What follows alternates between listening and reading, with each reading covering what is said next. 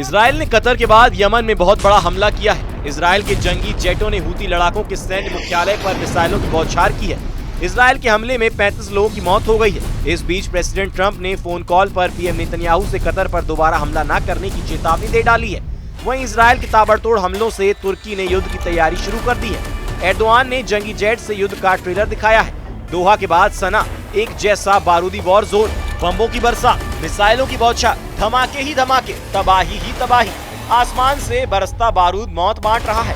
इंसानी बस्ती आग में झुलस रही है। खंडरों से चीख पुकार सुनाई दे रही है। जिंदगी बचाने की गुहार लगाई जा रही है, लेकिन इजराइल रहम नहीं बरत रहा है। अंधाधुंध हमले किए जा रहा है। इजराइल ने यमन की हूती लड़ाकों की हेकड़ी निकालने का मिशन शुरू किया है। अब तक का सबसे भीषण और विध्वंसक युद्ध शुरू हो गया है। इजराइल ने सही मायने में युद्ध अब शुरू किया है। खाड़ी में इजराइल सभी दुश्मनों पर टूट पड़ा है। पीएम नेतन्याहू ने अपने सबसे बड़े टारगेट की शिकार का सिग्नल दे दिया है।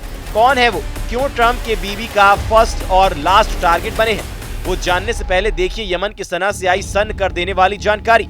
इजराइल ने हूती के वॉर हेडक्वार्टर को जलाकर राख कर दिया है। हूती सैन्य मुख्यालय को निशाना बनाकर किए गए हमले में 35 लोगों की मौत और करीब 131 लोगों के घायल होने की खबर है। इजराइल ने 3 सितंबर को हुए क्लस्टर मिसाइल अटैक का बदला लेने के लिए हूती के गढ़ में बारूद बरसाया है। 3 सितंबर को हूती लड़ाकों फिलिस्तीन 2 और जुल्फकार मिसाइलों से तेल अवीव में धमाके किए थे। मिसाइल हमलों के बाद हूती मिलिट्री प्रवक्ता ने ये कहकर शेखी वगारी थी। हूती की चुनौती खत्म करने के लिए इजराइल ने थोड़ा वक्त जरूर लिया, लेकिन जब बदला लिया तो ऐसा कि लड़ाका ग्रुप दहल गया।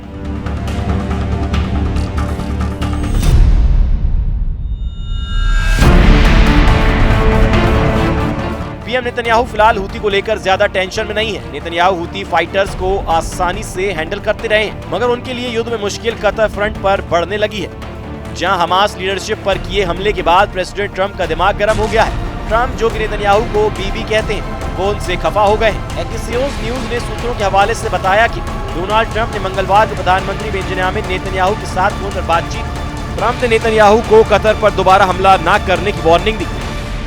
ट्रंप ने फोन पर यह भी कहा कि कतर पर हमला बर्दाश्त के बाहर की बात है। इसके बाद भी बीबी या नेतन्याहू का मिशन ऑन है। नेतन्याहू रुकने वाले नहीं हैं। उन्होंने ट्रंप की चेतावनी के बाद जो दावा किया है वो भी सुन लीजिए। उधर इजराइल के पीएम बेंजामिन नेतन्याहू का दावा है कि मैं कतर और आतंकवाद को पनाह देने वाले दूसरे देशों को कहना चाहता हूं कि आतंकियों को अपने देश से निकालें या उन्हें कानून के हवाले करें। अगर आप ऐसा नहीं करेंगे तो हम करेंगे। इजराइल की पॉलिसी क्लियर है, दुश्मन जहां है उसे वहीं दफना दो। दोहा में हमास का लीडर खलील अल हया है, जिसे इजराइल जिंदा नहीं रहने देगा। मतलब ये कि ऐसा युद्ध भड़केगा जिससे कई देश जलकर राख होंगे। कतर ने इजराइल के खिलाफ गोलबंदी शुरू कर दी है। कतर ने अरब इस्लामी शिखर सम्मेलन की इमरजेंसी मीटिंग कॉल की है।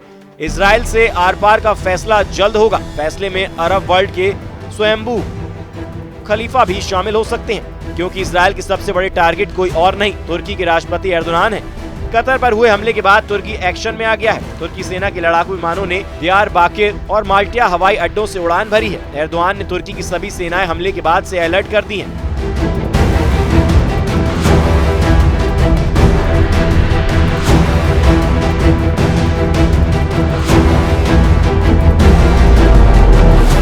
तुर्की एयरफोर्स दिन रात जंगी जेट से हवाई इलाके में गश्त कर रही है। तुर्की ने सीरिया और इराक सरहद पर सबसे ज्यादा निगरानी बढ़ाई है। तुर्की ने airborne warning and control system को भी तैनात कर दिया है। एर्दोगान को अच्छी तरह मालूम है कि नेतन्याहू का अगला हमला अंकारा पर हो सकता है, क्योंकि एर्दोगान ने हमास की लीडरशिप को तुर्की में शरण दे रखी है।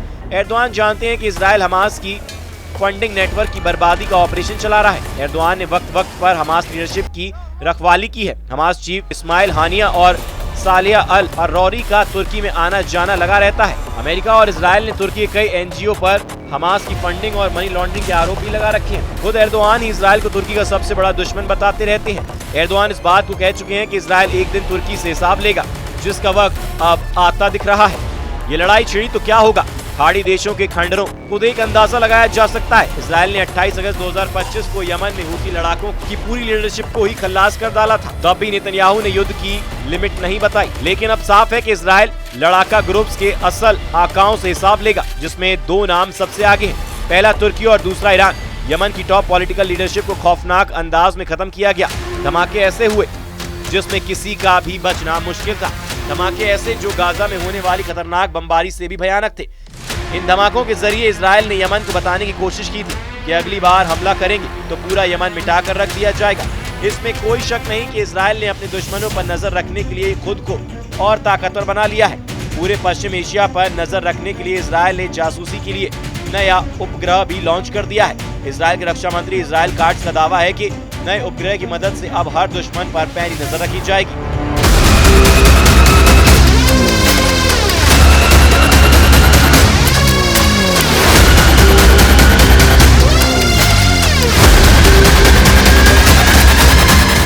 इजराइल की एयरफोर्स में 2000 पाउंड या फिर 900 किलो का बम देखिए।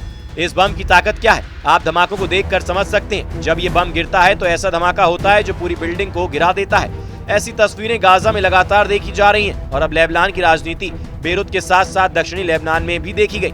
फरवरी में अमेरिका ने इजराइल को ऐसे 10,000 बम सप्लाई किए और फिर जुलाई में भी ऐसे 7,000 और बम पहुंचा दिए गए हैं, ऐसी रिपोर्ट है।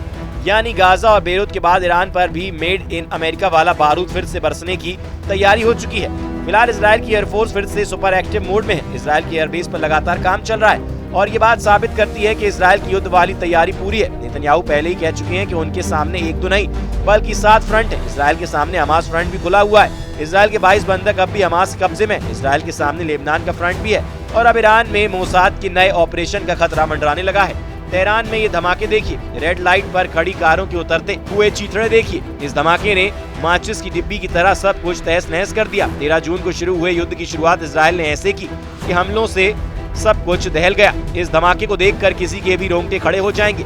ये तेहरान पर हमले का वीडियो है। अब इजराइल की ख्वाहिश बता रही है कि वो इस धमाके से 10 गुना ताकत वाला ब्लास्ट करना चाहता है। सवाल वही है कि इस बार टारगेट पर कौन है? क्या ईरान के सर्वोच्च नेता अली खामनेई है? क्या ईरान के राष्ट्रपति मसूद पेजेशिकियान है या फिर ईरान की मिलिट्री लीडरशिप है? तेहरान में हमास चीफ इस्माइल हानिया के मर्डर और लेबनान में पेजर अटैक के बाद खामनेई को एहसास हो गया था कि ऐसा हमला ईरान में भी हो सकता है। इसलिए मोसाद की ट्रेनिंग से बचने के लिए ईरान में बहुत बड़ा अलर्ट जारी कर दिया गया था। बड़े बड़े लीडर चाहे खुद मोबाइल और बाकी कम्युनिकेशन उपकरणों से दूर रहे, लेकिन मोसाद बहुत चालाक निकला। इजराइल की इस खुफिया एजेंसी ने ईरान की लीडरशिप को खत्म करने के लिए तमाम हाई प्रोफाइल लोगों के साथ चलने वाले या फिर उनके करीब रहने वाले बॉडीगार्ड और ड्राइवर या फिर अधिकारियों तक को मोसाद ट्रैक करता रहा। न्यूयॉर्क टाइम्स में छपी खबर में बताया गया है कि मोसाद लगातार ईरान के नेताओं, ईरान के कमांडरों और ईरान के परमाणु वैज्ञानिकों की लोकेशन ट्रैक कर रहा था। लेकिन इन सब की ट्रेनिंग इनके बॉडीगार्ड के फोन के जरिए की जा रही थी। इनके ड्राइवरों की फोन लोकेशन इस्तेमाल की जा रही थी और इसी ट्रेनिंग के जरिए मोसाद ने इजराइल वायुसेना को टारगेट लोकेशन भेजी, जिसके बाद ईरान को एक के बाद एक ऐसे झटके लगे जिसमें उसकी पूरी मिलिट्री लीडरशिप खत्म हो गई और पॉलिटिकल लीडर्स पर भी हमला हुआ। 12 दिन के युद्ध के दौरान इजराइल के हमलों में ईरान के करीब 1000 से ज्यादा लोगों की जान चली गई। इनमें उसके कई सैन्य कमांडर और वैज्ञानिक भी शामिल थे। इजराइल दुश्मनों के साथ एक जैसा सलूक करता है, चाहे ईरान हो या तुर्की। बदला भयानक ही होगा। इजराइल का बदला ऐतिहासिक ही होगा।